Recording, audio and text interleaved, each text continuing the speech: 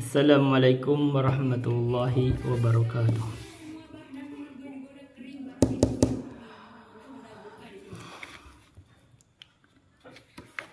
Alhamdulillahi rabbil alamin. Wassalatu wassalamu ala nabiyyina Muhammadin sayyidil anbiya'i wal mursalin wa ala alihi wa sahbihi ajmain, amma ba'du. Kita akan lanjutkan membahas kitab Ushulul Fiqh karya Syekh Abdurrahman bin Nasir As-Sa'di yang berjudul Risalatun Latifatun fi Ushulul Fiqh. Sebelumnya saya ada sedikit tambahan sisipan ilmu deh, nggak apa-apa. Saya baru mendengar video itu yang menyampaikan adalah Syekh Abdul Razak Al-Badr bin Muhsin Al-Badr. Beliau itu saya pernah menyimak kajian beliau itu dari awal sampai akhir Riyadhus Shalihin. Itu dari Arab, yang diterjemahkan oleh Ustadz Firanda. Itu saya pernah selesai itu dari Syekh Abdul Razak. Beliau itu mengatakan begini, ada hadis katanya singkatnya bahwa umat ini binasanya ada kebinasan mereka itu dari dua hal ini, yaitu dari Al-Quran dan dari susu. Nah, mungkin kaget kan, kenapa kok binasanya dari Al-Quran? Ketika umat Islam ini berbicara tentang Al-Quran tidak sebagaimana yang dikehendaki oleh Allah, artinya dia menafsirkan Al-Quran sesuai kehendak hawa nafsunya, maka itu adalah kebinasan mereka. Ini perlunya ini hubungannya sama ilmu kita usul fikih, supaya kita itu bisa memahami Al-Quran sebagaimana Al-Quran itu dimaksudkan. Karena ada kaidah-kaidahnya. Dan kenapa ada orang-orang menyimpang bahkan di dalam akidah? Karena mereka tidak memahami Al-Quran sebagaimana kaidah Al-Quran itu diturunkan. Kaidah memahami Al-Quran, mereka memahaminya dengan ro'yunya. Bahkan walaupun Al-Quran itu menyelesaikan ro'yunya, bukan ro'yunya yang ditundukkan kepada Al-Quran, tapi Al-Quran ditundukkan. Maka mereka punya kaidah ini biasa berjalan di kalangan aswaja. Untuk menundukkan Al-Quran itu caranya dengan dua, ditafwid atau ditakwil. Tafwid, kita jangan artikan itu Al-Quran, kita nggak tahu artinya, serahkan kepada Allah. Karena yang ingin ditegaskan hukumnya adalah hukum ro'yunya dia, satu. Jadi mereka menetapkan hukum akidah itu berdasarkan ro'yunya. Walaupun ada Al-Quran menyelisih mereka, kita tolak Al-Quran, kita tafwid. Karena kita nggak tahu maknanya Al-Quran, yang kita jalankan adalah sesuai ro'yu. Itu satu. Yang kedua, Al-Quran kita ambil hukum Al-Quran itu, tapi dipalingkan maknanya supaya sesuai dengan ro'yunya. Ini jalannya aswaja, ini jalannya ahlul kalam, ini jalan ahlul bid'ah. Kata mereka di dalam Jauharatut Tauhid karya Ibrahim Al-Laqani, wa kullan nasin auhamat tashbiha awilhu wa awfawid warum tanziha. Ini sebab kesesatan mereka. Ada dari arah sini. Mereka tidak memahami Al-Quran sebagaimana Al-Quran ini didatangkan. Hakikatnya mereka ingin mengubah Al-Quran. Maka mereka caranya itu adalah tafwid. Karena mereka ingin meloloskan hukum yang berdasarkan ro'yu mereka, maka Al-Quran ini saya tidak tahu maknanya. Yang kita ikuti adalah ro'yu mereka. Satu. Yang kedua, Al-Quran itu ditundukkan supaya sesuai dengan ro'yu mereka. Maka mereka takwil Al-Quran supaya sesuai dengan ro'yunya. Ini jalan nggak benar. Jalan Al-Quran ini sudah jelas, ada kaidah-kaidahnya. Tapi ini Al-Quran ini datang dalam bahasa Arab, dipahami oleh Nabi Muhammad, dipahami oleh para sahabat. Maka yang benar itu kita ikuti pemahaman itu yang bersambung ke Nabi, ke para sahabat. Dan dari pemahaman itulah dibuat kaidah-kaidah. Sehingga kalau kita paham kaidah-kaidah untuk memahami Al-Quran seperti yang akan kita jelaskan dalam usul fikih, kita akan paham bagaimana pendapat-pendapat atau ucapan ulama sampai para sahabat tentang Al-Quran. Baru ini ilmu. Ini. Dan hati-hati, terkadang ternyata di dalam ilmu semacam usul fikih pun dimasuki juga oleh ahlul bid'ah, yaitu golongan yang tadi ingin memalingkan Al-Quran dari makna sesungguhnya. Yang mentakwil-takwil itu ada dimasuki. Makanya hati-hati. Walaupun padahal ulama yang bersih di dalam akidahnya seperti Imam Syafi'i dalam Ar-Risalah nggak ada itu cerita itu. Mentakwil-takwil nggak ada. Hati-hati. Yang kedua terdapat masalah kehancuran umat ini dari susu. Ketika umat Islam ini sibuk dengan urusan perut, nah, kan susu ini perut kan. Jadi dia sibuk mengembala kambing untuk memerah susunya, pergi ke gunung-gunung segala macam.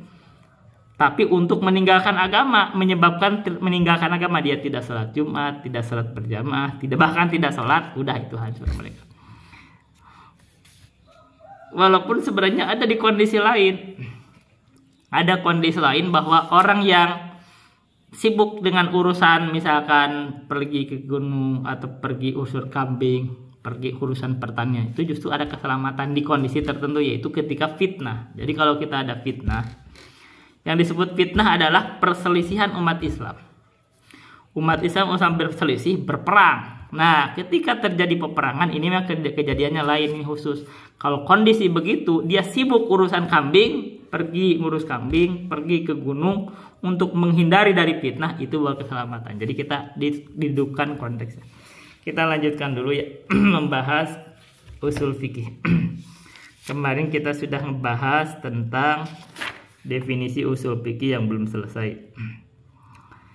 Kata Syekh, usul fikih tahyal ilmu bi adillatil fikhil kuliyyati.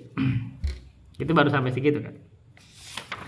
Jadi usul fikih itulah ilmu tentang dalil-dalil fikih yang bersifat kuliah. Kenapa? Karena dalil itu ada yang dalil tafsiliyah. Karena dalil at-tafsiliyah itu bahasannya ada di dalam bahasan fikih. Jadi bab dia dalam fikih dan dalam usul fikihnya. Kemarin dikatakan seperti masalah sholat wajib. Kalau bahasan usul fikihnya adalah berbicara ada aqimu sholat, aqimu itu artinya ada perintah, ada fi'il amr. Maka berdasarkan kaidah usul fikih, al-amru itu lil wujub. Nah, tapi dalam bahasan kaidah yang adillah tafsiliyahnya wa aqimus shalah, ini berarti ada perintah untuk sholat. Ini adalah dalil tafsili. Ini pembahasan dalil tafsili. Ini pembahasan di dalam fikih.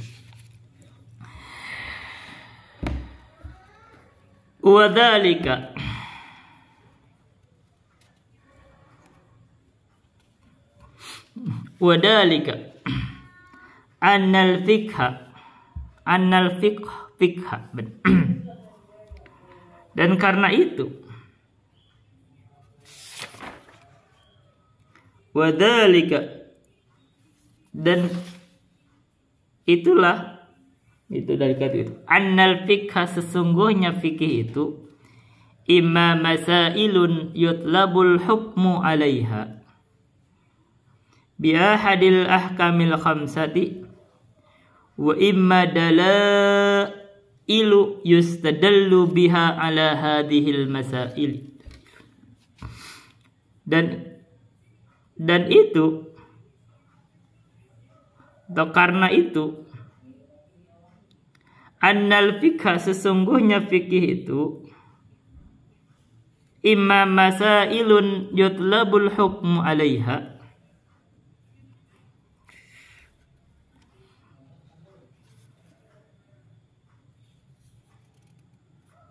bisa berupa masail itu kan jamak taksir, masalah-masalah yang yutlabul hukmu alaiha, dicari hukum tentang masalah tersebut. Jadi masalah fikih itu bisa membahas masalah-masalah yang ini hukum masalah itu apa, biahadil ahkamil khamsati, dengan salah satu hukum yang 5. Jadi maksudnya kalau masalah fikih itu bisa bicara Ini masalahnya apa? Hukum masalah ini apa? Berdasarkan salah satu hukum yang 5 itu wajib, sunnah, haram, makruh, mubah. Ini kalau misalkan kita bicara rokok, ini rokok ini hukumnya apa? Nah, kita berarti sudah membahas hukum fikih.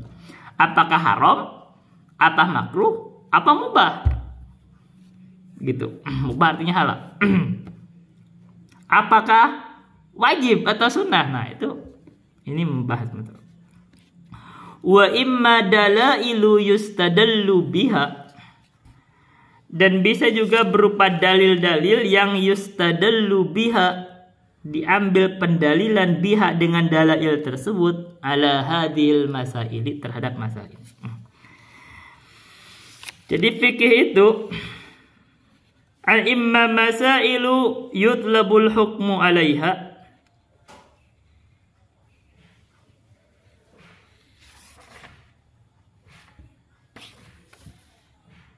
wa imma dalailu yustalallu biha ala hadhil masaili.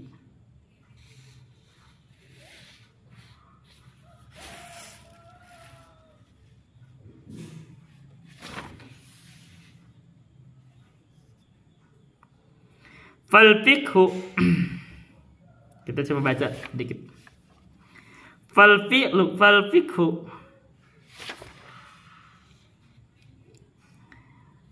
huwa ma'rifatul masaili wad dalaili. Fikih itu adalah mengerti atau mengetahui masalah-masalah dan dalil-dalilnya. Wa hadhihi dalailu nau'ani.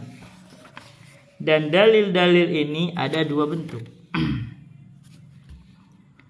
Kulliyatun tushmilu kulla hukmin min jinsin wahidin min awalil fikhi ila akhirih. Bentuk yang pertama adalah bentuk yang hukum kuliah. Kemarin sudah disebut yang menyeluruh. Tushmilu kulla hukmin min jinsin wahidin, yang mencakup setiap hukum dari jenis yang satu. Min awalil fikhi ila akhirih, dari awal fikih sampai akhirnya. Kaqaulina, sebagaimana ucapan kita, al-amru lil wujub. Jadi enak dalil kuliah. Ucapan amr itu, perintah itu wujub, itu adalah dalil kuliah. Wan nahyu lit tahrim, larangan itu berarti menunjukkan keharaman. Wa nahwihima, dan yang semisal dengan hal tersebut. Wahadihi ya usulul fikhi, ini adalah usul fikih. Jadi usul fikih itu gitu, kalau misalkan amr, perintah itu berarti wajib. Kalau nahyu ada larangan berarti haram. Nah, itu adalah dalil atau yang namanya usul fikih. Itu pembahasan usul fikih. Wa adillatun juz'iyatun tafsiliyatun. Nah, ini adalah, dan masalah fikih juga ada yang berupa dalil-dalil yang juz'iyah, yang bersifat tafsili, rincian. Tabtakiru ila antubna alal adillatil kulliyati, yang dia itu dalil-dalil juz'iyah itu membutuhkan untuk ditegakkan di atas dalil-dalil kulliyah. Jadi, dan ada dalil-dalil yang sifatnya juz'iyah, tafsiliyah, membutuhkan untuk ditegakkan atau dibangun di atas dalil-dalil yang sifatnya kuliah. Wa idza tammat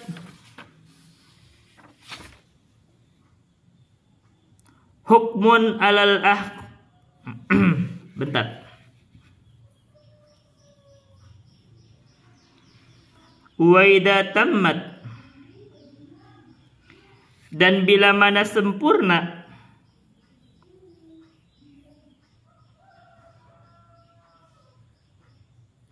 dan bila mana sempurna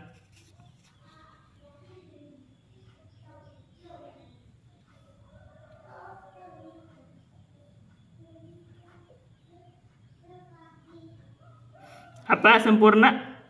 Adillah. Jadi berarti ini tamat ini fiil fa'ilnya itu adalah mustatir. Wa idza tammat bila mana sempurna adillah tersebut,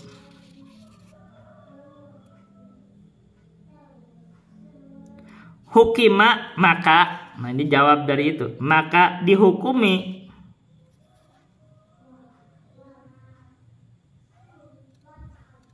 alal ahkami biha terhadap hukum-hukum biha dengannya.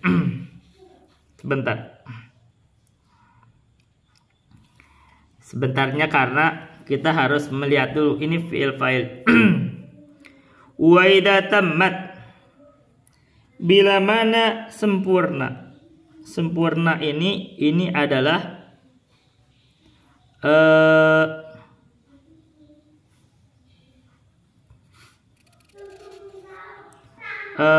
itu kependalilannya, maka hukima dihukumi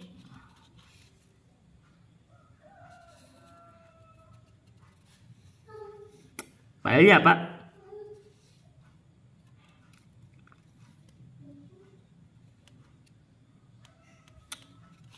dihukumi hukum masalah tersebut alal ahkami biha di atas hukum-hukum tersebut, biha dengan dalil-dalil tersebut. Ini kalimatnya kita akan nanti baca di rinci, agak rumit. Fal ahkamu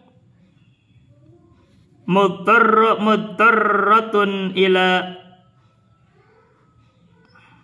adillatiha tafsiliyati, maka hukum-hukum itu membutuhkan terhadap dalil-dalil yang sifatnya tafsiliyah. Wal adillatut tafsiliyatu mudtarratun ilal adillatil kulliyati. Dan dalil-dalil tafsiliyah itu membutuhkan terhadap dalil-dalil kulliyah. Ini rumit kalimatnya. Nanti kita akan bahas di syarah. Kita baca syarah. Yakni masalahnya kita dibaca syarah. Annal fiqha ala nau'aini. Fikih itu terdiri di atas dua bentuk. Maksudnya ala nauni dibagi ke dalam dua bentuk. Pertama adalah masailu, yang kedua adalah dalailu. Boleh dibaca masaili boleh, dalaili boleh. Jadi saya jadikan masailu aja Mas. Jadi jadikan khobar dari mubtada yang mahdhuf. Jadi fikih itu tersusun atau terdiri di atas dua bentuk, yaitu masalahnya dan dalilnya, begitu. Sekarang kita bicara dalilnya. Fal adillatu yuqalu laha fiqhun. Dalil-dalil itu mubtadanya adillah. Nah, khabarnya apa? Yuqalu laha. Maka dikatakan untuk adillah itu adalah fikih. Jadi kalau disebut dalil, adillah, itu disebut dalil itu adalah fikih. Jadi kalau disebut fikih sendiri adalah dalil fikih. Wa dzalika annal fiqha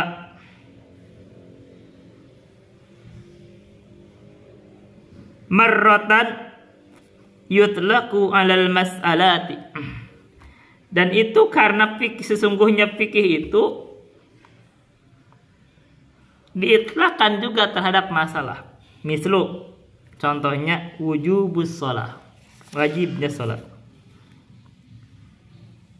Jadi fikih itu marratan, sesekali kita sebutnya, diitlaqkan di atas masalah.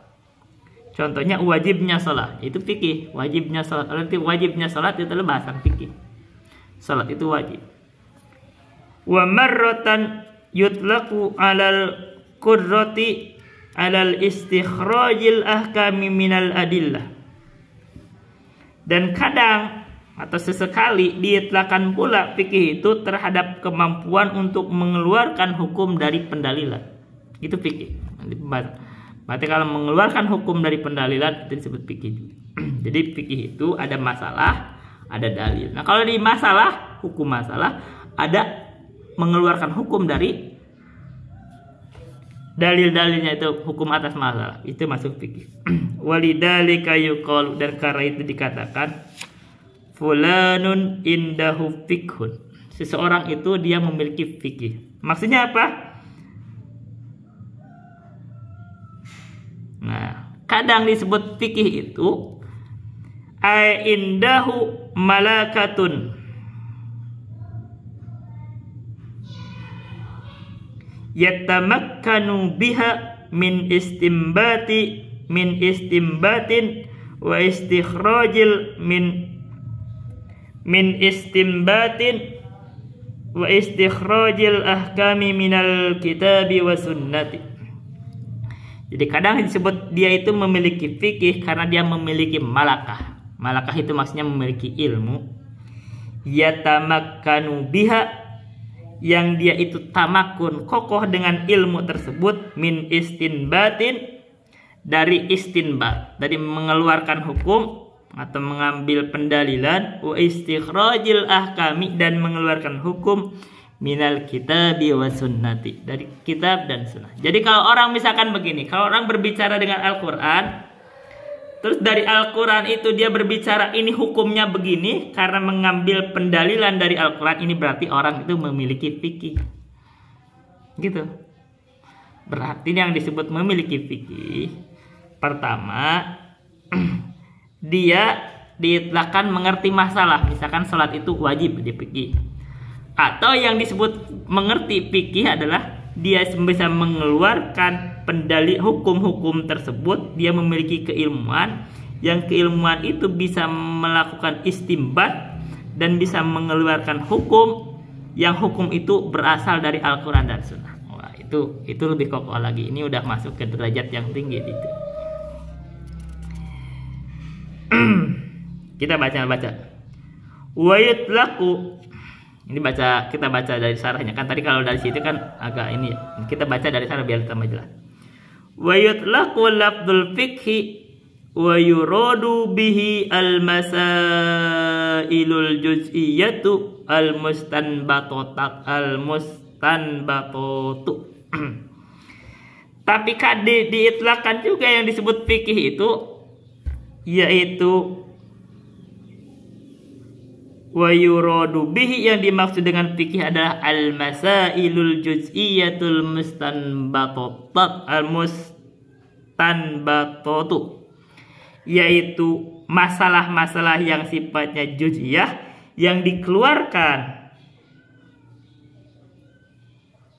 dari pendalilan tersebut, wal ahkamul mustanbatatu minal adillah, dan hukum-hukum yang dikeluarkan, yang diistinbat dari pendalilan. Nah, kita contohnya gini. Jadi lagi-lagi kita fikih itu kadang disebut nih, kalau orang disebut orang mengerti fikih, dia bisa mengerti, bisa memiliki ilmu, yang dengan ilmu itu dia bisa mengeluarkan hukum atau bisa melakukan istinbat dari Al-Quran dan Sunnah. Itu satu. Yang kedua, kadang yang disebut fikih, dia itu mengerti tentang hukum masalah-masalah yang rincian. Misalkan apa hukumnya sholat wajib. Nah, mengerti, tahu bahwa sholat itu wajib, itu fikih juga. Tapi mengerti sholat itu wajib berdasarkan pendalilannya, misalkan kenapa itu disebut wajib, dan itu fikih. Itu dua masalah. Jadi yang disebut fikih intinya mas sebenarnya simpelnya dia mengerti usul fikih, mengerti fikih gitu. Kalau dalam sekarang kan udah dibahas ya. Kalau dia mengerti usul fikih, dia mengerti kenapa ini wajib. Nah, itu fikih. Yang kedua, kalau kenapa dia tahu rinciannya ini wajib, misalkan sholat wajib, nah itu fikih juga. Begitu kan simpelnya. Wa sayati maknal muradi bil ahkami. Dan akan datang makna yang dimaksud itu dengan hukum-hukum. Wahya al-ahkamut taklifiyatu, yaitu hukum-hukum yang sifatnya taklifi. Al-wajib, wal mandub, wal makruh, wal haram, wal mubah, khamsat ahkam. Yang dimaksud dengan hukum-hukum tersebut, makna yang Wasayati maknal muradi bil ahkam, makna yang dimakandaki dengan hukum itu yang dimaksud adalah hukum-hukum taklifi, yaitu apakah hukum itu wajib, sunnah, makruh, haram atau mubah. Jadi orang yang disebut mengerti fikih itu dia pertama dia mengerti, memiliki ilmu yang dengan ilmu itu dia bisa memahami, melakukan istinbat, bisa mengeluarkan hukum dari Al-Quran dan Sunnah tentang masalah itu. Apakah wajib, apakah haram, apakah sunnah, apakah haram, apakah wajib, apakah sunnah, apakah mubah, apakah makruh atau haram, biar berurutan. Atau juga mengerti tentang hukum-hukum tersebut, ini wajib, sunnah, mubah, makruh, haram terhadap masalah tersebut. Misalnya contohnya rokok ini haram atau wajib? Nah, kalau sama saya nanya, itu rokok itu haram. Dalilnya apa? Saya bisa datangkan dalilnya. Allah berfirman, walladzina yu'dunal mu'minina wal mu'minati bighairi maktasabu faqad ihtamalu buhtanan wa itsman mubina.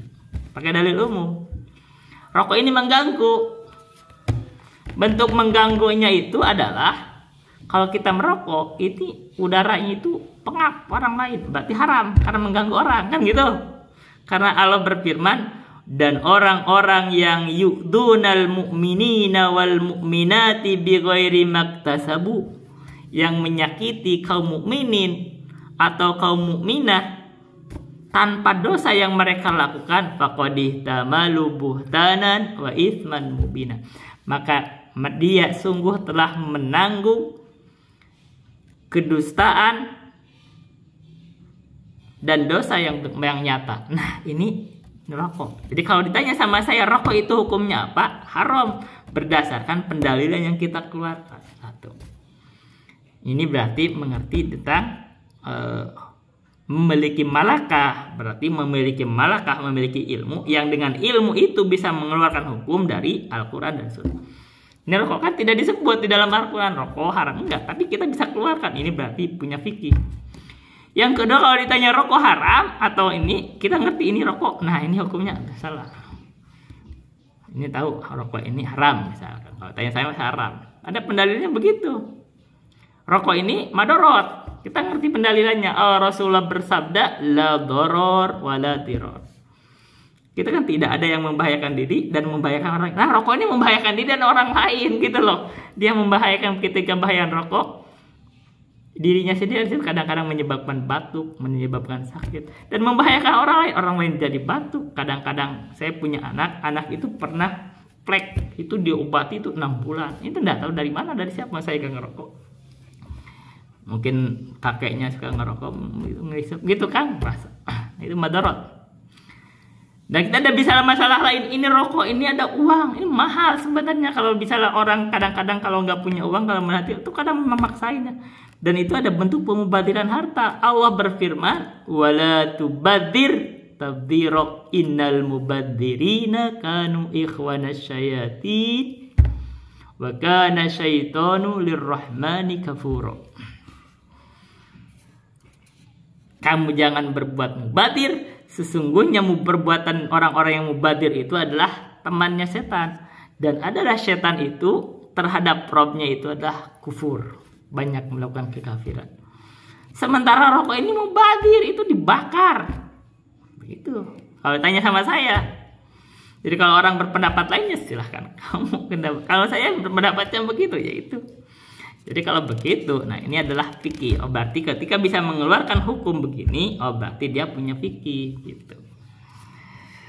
Sehingga dengan punya mamlakah ilmiah tersebut, dia bisa mengerti masalah itu hukumnya wajib, sunnah, makruh, haram atau mubah. Dari 5 hukum tersebut. Wa hunaka naw'un akhar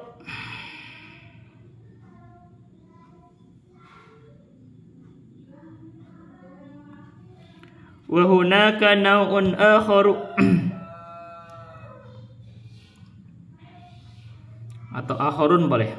Wa hunaka naun akhurun yuqalu lahu al-ahkamul wad'iyyatu. Dan disebut pun di sana ada disebut ada juga disebut jenis yang lain, maksudnya yang disebut dengan al-ahkam al-wad'iyyah. Jadi kan ada wahkam tuh, ada hukum-hukum tuh, ada hukum yang taklifiyah. Jadi ngerti hukum, ada hukum yang wad'iyah. Yang wad'iyah itu tushmilu kauna syai'i syarton wa kaunahu mani'an wa kaunahu ilatan wa sababan wa kaunal fi'li sahihan aw fasidan batilan. Wa sayatil kalamu fiha biidnillahi azza wa jalla. Nah, hal kadang bisa mengerti fikih itu juga. Selain tadi hukum-hukumnya yang sifat taklifi, oh ini haram, ini wajib. Nah, ada juga yang hukumnya itu yang sifatnya wad'iyah. Kalau wad'iyah itu watusmilu kauna syai'i syartan, mencakup bahwa itu masalah tersebut adalah syarat. Jadi misalkan gini, kalau hukumnya, kalau Anda sholat, apa syaratnya? Syaratnya harus bersuci. Nah, bersuci dalam sholat itu adalah hukum yang sifatnya wad'i. Jadi kalau orang misalkan menganggap, oh saya bisa sholat tanpa bersuci, dia gak punya fikih, begitu. Dia menganggap kalau dia bisa sholat tanpa menghadap kiblat. Sebentar.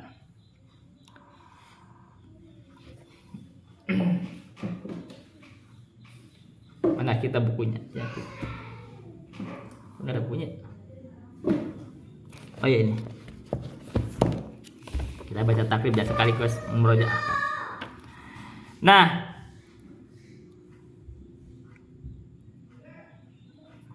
kalau dia bisa menganggap bahwa bisa sholat tanpa menghadap kiblat, berarti dia tidak mengerti fikih. Karena menghadap kiblat adalah syarat sholat. Itu.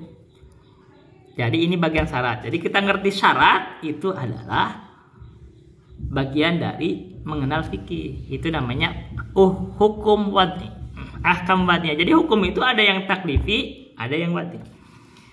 Wa kaunuhu mani'an. Ini masalah ini adalah penghalang. Contoh penghalang. Mani, menghalangi. Misal. Ketika wudhu itu sah tidak kalau dia ada cat misalkan yang bisa menghalangi? Nggak sah. Nah, kenapa? Karena mani'an, ini penghalang. Gitu, menghalangi sahnya wudhu. Maka jadi syarat juga, ketika syarat dalam wudhu itu dia harus dihilangkan itu penghilangnya.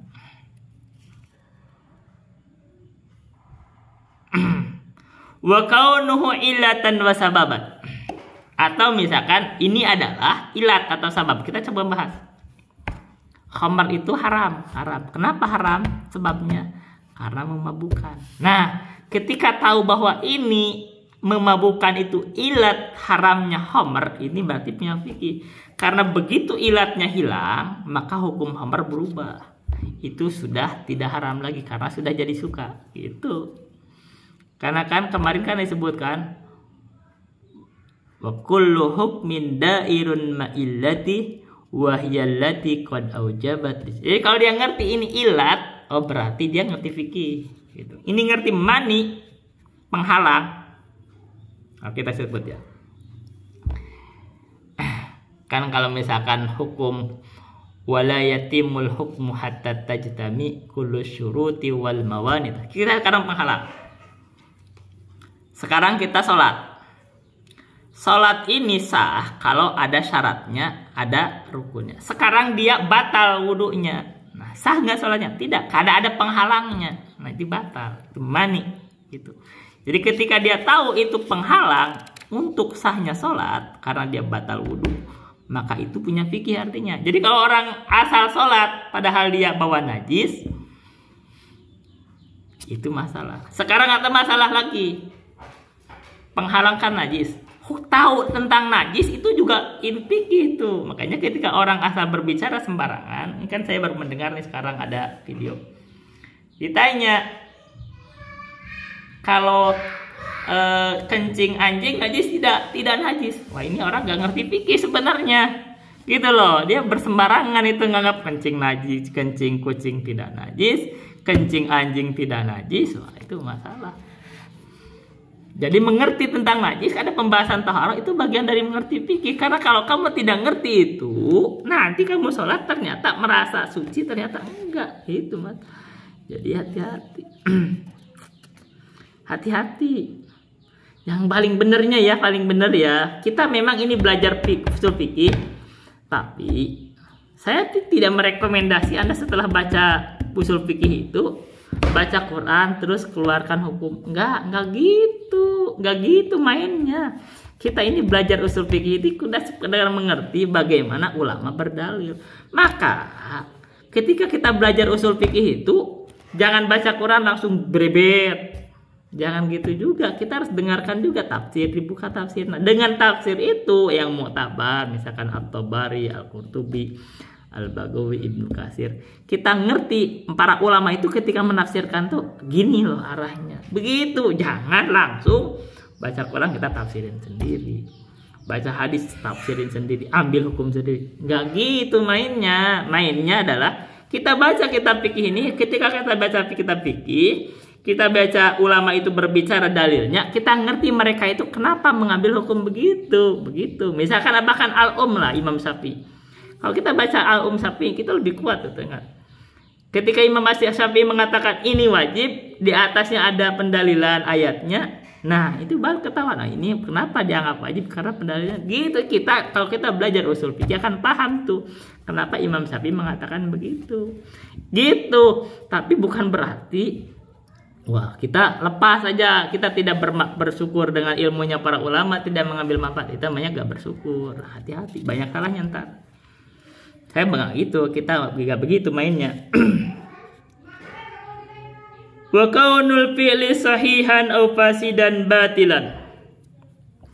Atau perbuatan tersebut sahih. Misalkan nikah ini sahih nih. Kenapa nikah? Oh, ini sah karena dia sudah ada saksi, ada wali, gitu kan? Oh ya, ada ijab kabul. Tapi kalau nggak ada saksi, nggak sah. Nah, gitu difasid atau batil. Nggak ada saksi. Begitu, nggak sah nih. Wa sayatil kalamu fiha bi'idnillahi azza wa jalla.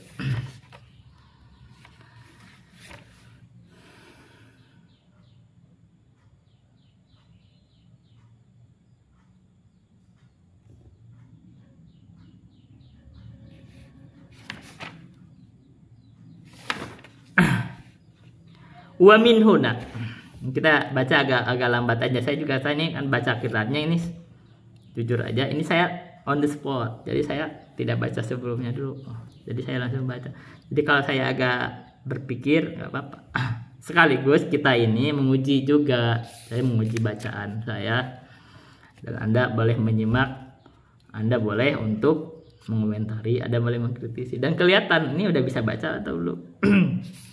Jadi kalau kita sedikit agak menahan, kadang kita buka tafsir, buka tasrif, kita sekaligus mempraktekkan begini loh kalau kita baca kitab. Kalau perlu buka kamus, gak masalah. Ini sekaligus praktek, ini kamusnya begini, gitu. Jadi ini mempraktekkan aja. Kalau ada buka kamus, ada kamusnya. Oh ya, kamus saya kemana ya? Ada kamus tapi nggak di sini. Kita sekaligus buka, jadi kita mempraktekkan. Oh, kalau mau kita buka kamus ini masih gitu. Nah, ini namanya praktek membaca gitu. Kalau gak dipraktekkan gak jago aja, gimana bisa jago? Gak pernah praktek, kayak main sepeda aja. Sepeda kalau nggak pernah praktek ya sama kayak kita naik motor kalau jarang praktek ya nggak bisa. Ini baca kitab juga harus praktek. Nah, kita praktek di layar, orang bisa menyimak, oh begini ya. Begitu. Dan praktek itu jangan kitab yang udah dibaca orang lain. Wah, itu namanya hafalin. Kitab yang kamu belum pernah dibacain, gitu baru praktek. Wa minhunna, dan dari hal tersebut, dari la yasihu lana, tidak sah bagi kita.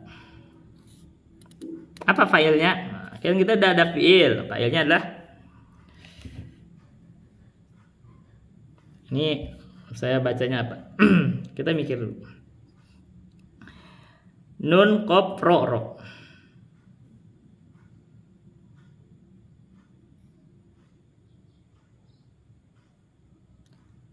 Aqrara yukriru, nukriru gitu ya.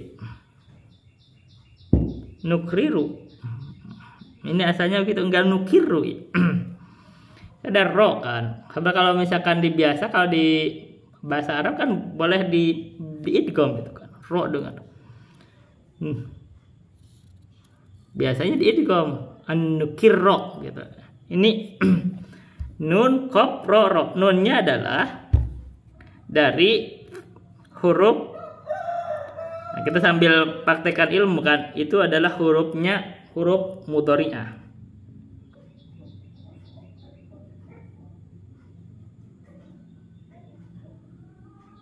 Jadi an-nukriro gitu. Bentar. Kororo yakriru atau yakruru, yakriru, an-nakriro. Nakriro, mentakrir kita aja. Jadi tidak sah bagi kita mentakrir, menetapkan maksudnya mah nakrir. Tapi biasanya kalau begitu itu kan ada ro, dengan ro itu di mad, maksudnya di idgham. Jadi an-nukirro. Nah, itu biasanya itu lebih sahnya gitu. Jadi kororo itu jadi korro yukirru. Atau akorro yukirru, akorro akroro yukriru. Asalnya dari gitu. Nah, kalau itu bagus tuh akroro yukriru, nukriru. Nah, kalau begitu kalimatnya an-nukriru, nukriro, menetapkan artinya. Jadi tidak sah bagi kita an-nukriro, untuk menetapkan hukman fakihian, hukum fikih gitu, ila binaan ala hadainil amrain. Begitu kalau gitu. Tapi kalau yang biasa itu di idgham. Wa min huna la yasihu lana an nukirro. Ini kan ini ro, dengan ro-nya enggak di idgham. Jadi kita baca jadi nukriro. Hukman fakihian ila binaan ala hadainil amrain. Nah, ini ilahnya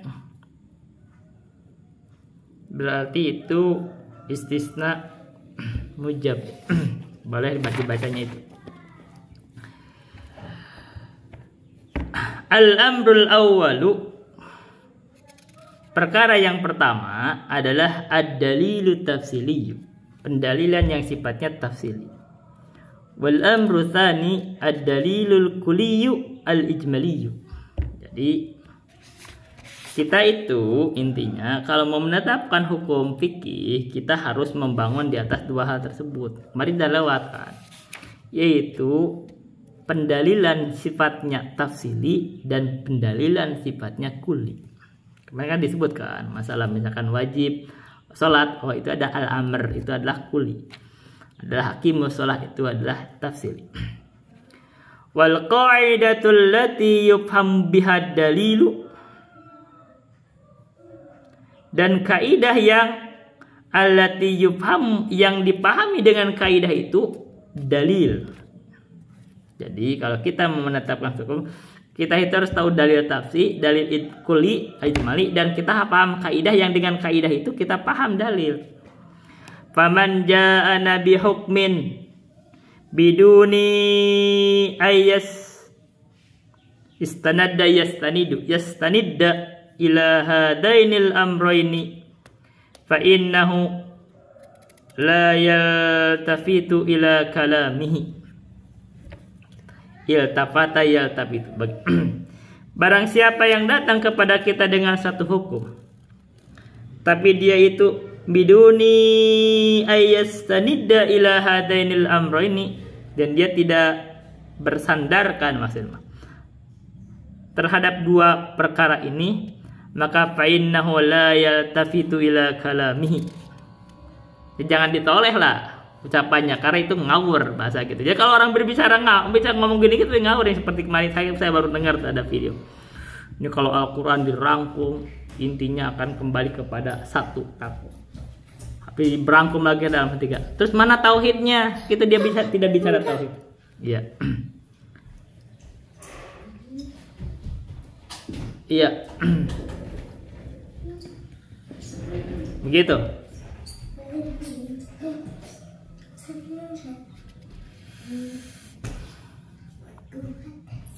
Misalu dalika, contoh hal tersebut adalah man qala lakum,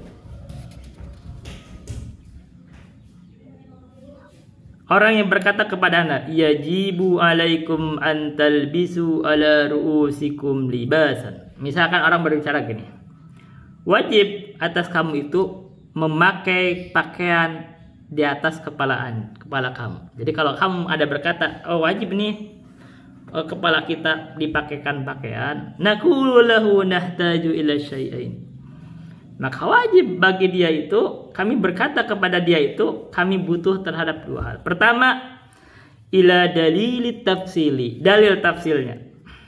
Apa dalil tafsirnya kita harus memakai pakaian, misalnya apalah kopiah misalkan. Kalau ada yang mewajibkan harus pakai kopiah, apa dalil? Satu, asani ila qaidatin nafhamu biha hadad dalil tafsiliyah. Kita juga harus tahu kaidah. Itu dalil kulli itu yang ijmali atau kaidah.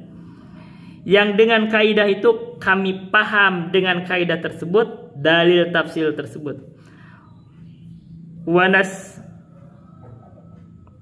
Sebentar. Ini kalimatnya gimana? Maksudnya natijah istanaja yastaniju. Apa?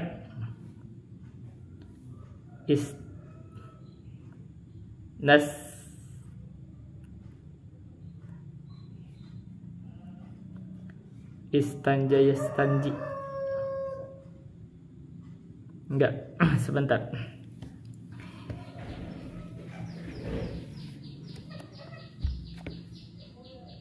Nun, ini kalimatnya wawu, nun, sin, ta, nun, jim. Sebentar. Nun adalah huruf, kita sambil praktekkan. Jadi ada rumit, kita mempraktekkan ilmunya. Jangan salah kan. Daripada ketawain, mendingan kita sekaligus praktekkan ilmu. Nun adalah huruf mudhari'ah. Sin adalah tambahan dari bangunan kata di dalam fiil yang mazid. Begitu dengan ta, berarti ini hurufnya ditambah dengan sin dan ta. Berarti bangunan fiilnya adalah nun dan jim. Dan itu gak mungkin kecuali itu ada kalimat mudha'af. Mudha'afnya berarti jimnya ada dua. Natijah, najja, yunajji. Berarti nastaniju. Begitu, nastaniju. Maksudnya membuat natijah. Wa nastaniju min hal wujuba, dan kami mengambil kesimpulan bahwa dari kaidah tersebut bahwa itu adalah wajib. Lakinnana, tetapi kami tidak, la najidud dalil tafsiliyah, kami tidak menemukan dalil sifatnya tafsili adal ala hadal hukmi, yang menunjukkan terhadap hukum tersebut. Wahina idin la yasihu lana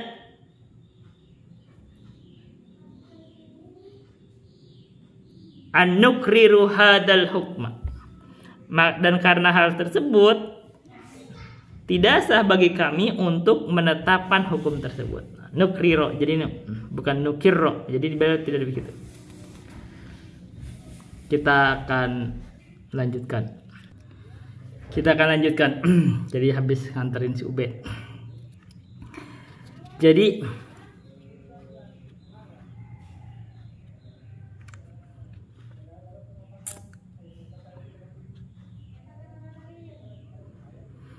Jadi wahina idin la yasihul lana, katanya an-nukriro hadal hukm. Ini kali saya rada agak nggak terbiasa kalimat ini, karena biasanya itu di idgham fi kilmatin aw kilmataini indakhal harfun bimislin wa walidghamu yuqal. Jadi ro-nya dimatiin, dimasukin ke ro lagi. Jadi nanti dimudhoaf. Tapi gak apa-apa, walaupun ini gak biasa ya, jadi terasa asing. Jadi sekaligus ini kalau kita baca kitab ini, kitab gundul gitu loh. Anda boleh baca terserah itu, tebak-tebak dengan kaidah-kaidahnya apa, yang penting masuk gitu. Dan ini artinya penerapan banyak ilmu, macam-macam akhirnya. Nahwu, sorof, macam-macam tadi kan masalah kaidah-kaidah macam idgham lah, apalah. Misalun akhar. Misalun akhar. Jadi misalun akharun. Contoh yang lain. Lau qala laka. Jadi kalau kita dikatakan tadi wajib bagi kamu memakai kopiah atau kepala kamu dipakaikan pakaian, apa dalilnya? Kan tidak ada dalilnya, tafsir pakai kepala ini bukan aurat. Berarti kalau bukan aurat tidak apa-apa, gak pakai pakaian, gak pakai kopiah, gak apa-apa. Nah, kalau begitu ada yang berlebihan orang yang mengatakan gak pakai kopiah itu adalah fasik, masalah besar. Kenapa masalahnya adalah karena kalau orang begitu dia dipastikan berarti dosa dong. Nah, kalau dianggap dosa gimana? Nah, tapi kalau merokok memungkinkan orang yang terus merokok dianggap fasik, karena kalau kita hukumi rokok itu tadi secara hukum tadi bisa disebut berdasarkan hukum kulli, kita pakai hukum kulli ya, dengan kaidah itu bisa haram. Jadi kalau terus-terusan merokok bisa fasik baru. Itu lebih harusnya lebih hati-hati merokok dibanding hati-hati pakaian kopiah gitu loh. Nah, apalagi kalau bicara nih, ini kan kadang ini kritikan nih.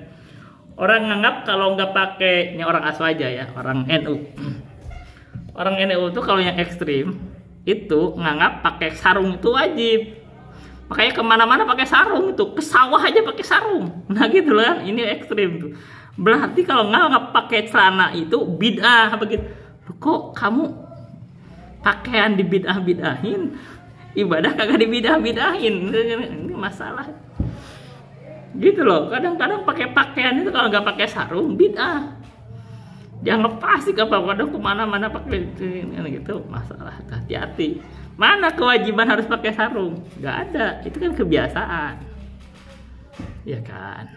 Apalagi sekarang rokok nganggap biasa aja, tapi kalau pakai kopiah dianggap fasik. Ini masalah. Harusnya yang lebih berhati-hati rokok itu ada madorotnya. Jadi kalau kita tinggalkan rokok lebih banyak maslahatnya daripada sekedar pakai kopiah atau pakai sarung. Kita kan kritikan yang ada cerdas kan, kritikan ilmiah. Iya kan, jadi orang jangan sampai dihukumi orang nggak pakai sarung, dia pakai celana, dia anggapnya fasik. Nggak gitu juga. Pendalilannya.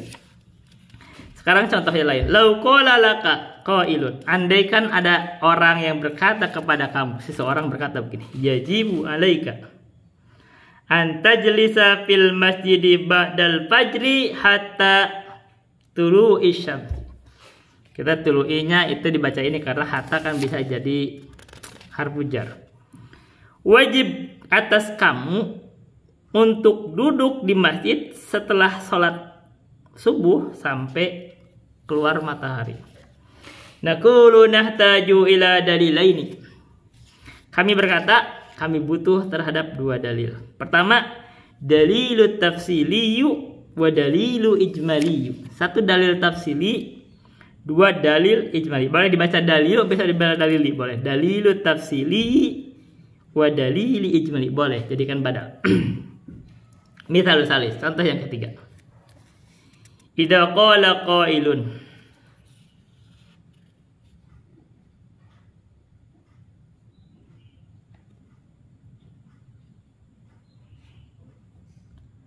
Adz-dzahabu ilal kuburi lisu'alillahi indaha masyru'un. Pergi ke kubur-kubur untuk meminta kepada Allah di sisi kubur itu disyariatkan. Misal Anda berkata begitu, kalau kita pergi ke kubur berdoa, maksudnya di sisi kubur meminta kepada Allah untuk urusan kita, maka itu disyariatkan. Qila lahu, katakan kepada dia, yahtaju ila dalilin, kami butuh terhadap dalil. Wala yasihhu laka an tathbuta. Nah, antasbuta boleh, atau kita baca sabbata yusabbitu tasbitan. Yusabbitu tusabbitu. Jadi kita baca lebih bagus itu. Wala yasihu laka an tusabbita. Tidak sah atas kamu, kepada kamu itu untuk menetapkan hadal hukma ila bidalilin. Tidak sah bagi kamu untuk menetapkan hukum ini kecuali dengan dalil. Apa dalilnya?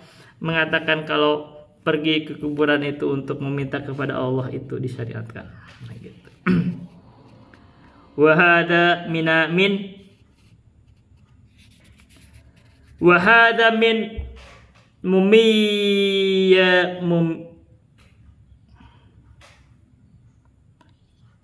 mumayyizati ahli sunnati wal jamaati. Dan ini dari hal yang membedakan ahlu sunnah wal jamaah. Nah itu khabarnya apa? Khabarnya itu annahum ini. Annahum la yukriruna. Kalimatnya begitu ya. Kita bisanya la yukiruna kan. La yukriruna. Gak apa-apa. Hukman illa bidalilin. Bahwa sesungguhnya mereka tidak menetapkan hukum kecuali dengan dalil. Ini ahlu sunnah. Jadi ahlu sunnah itu tidak menetapkan hukum kecuali dengan dalil. Kadzalika min mumayyizatihim annahum yanduruna ila jami'il adillatil waridati fil mas'alati.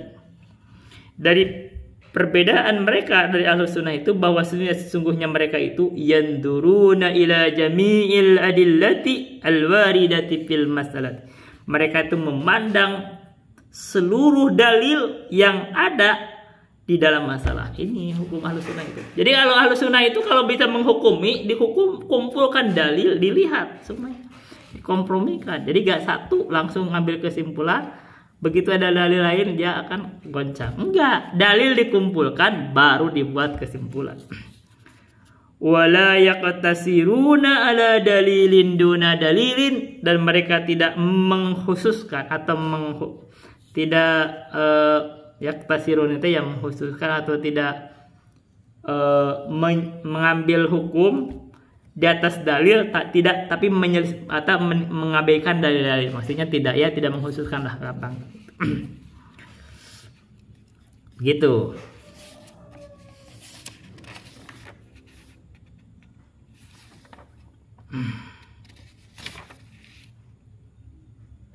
Jadi secara umum kesimpulannya sih ringkas ya. Sebenarnya panjang banget bahasanya. Kesimpulannya, usul fikih itu berbicara tentang, dia adalah ya ilmu yang berbicara tentang dalil-dalil fikih yang sifatnya kuliah. Jadi kalau usul fikih. Tapi kalau fikihnya dia berbicara juga tentang dalil-dalil yang sifatnya tafsili. Ini kalau fikih. Fikihnya. Nah, dengan usul fikih itu dihukumilah satu masalah itu dengan dalil-dalilnya itu, dia wajib, sunnah, mubah, makruh, haram. Begitu. Nah, kalau dalil usul fikih itu dalilnya dalil yang kuli, gitu. Nah, adapun dalil yang sifatnya tafsili dia dibangun di atas dalil yang kuliah, gitu. Nah, kalau kita mau menghukumi sesuatu, kita bangun penghukuman itu di atas dua hal, dalil tafsili dan dalil kuli. Nah, sekarang tadi kita bahas masalah rokok. Kita tadi bahas rokok itu tapi pakai dalil apa? Dalil kuli. Dalil kuli kita itu. Dalil tafsilinya apa? Ya, dalil tafsilinya ya